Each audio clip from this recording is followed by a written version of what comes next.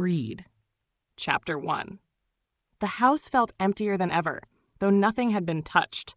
Sunlight streaked through the wide windows of our grandfather's study, its warmth a cruel reminder of the life we'd lost. Books lined the mahogany shelves, most untouched for years, histories of noble bloodlines, family crests, and treaties that had once held the supernatural world together. Now, none of it mattered. "We can't stay here, Vero."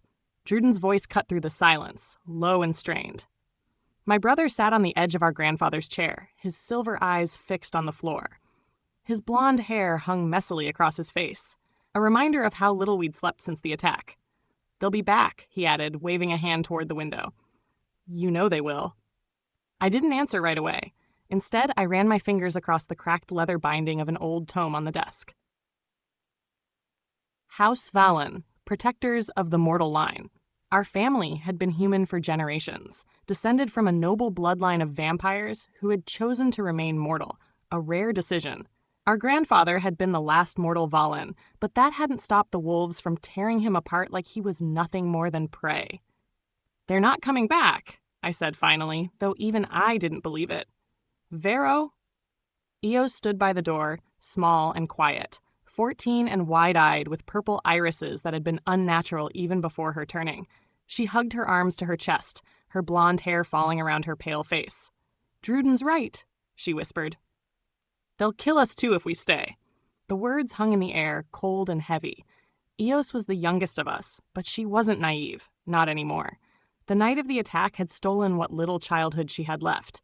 "They've taken everything," Druden growled, rising from the chair. "The house, the lands, the entire territory, and we're just supposed to let them?" I looked up, meeting his gaze. "What would you have us do? March outside and fight? Against them?" Druden said nothing.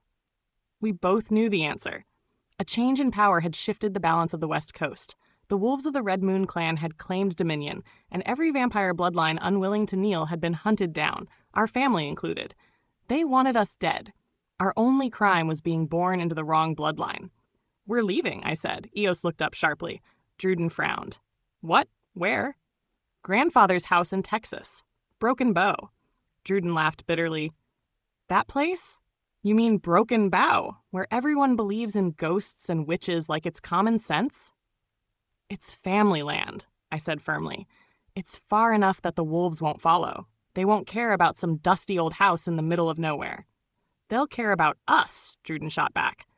"Then we'll make them regret it," I replied, my voice harder than I'd meant.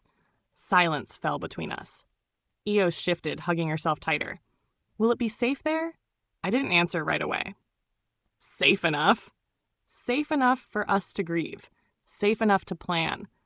Without another word, we began packing whatever we could carry. The weight of the night pressed against us. The memories of our grandfather. The blood that stained the floors. The faces of wolves that would haunt our dreams forever. By evening, we stood outside the house. The sun dipped low behind the hills, casting long shadows across the porch. Druden glanced back at the house one last time. He wouldn't want us to leave. I placed a hand on his shoulder. He wouldn't want us to die, either. Eos climbed into the front passenger seat of the car, silent but resolute.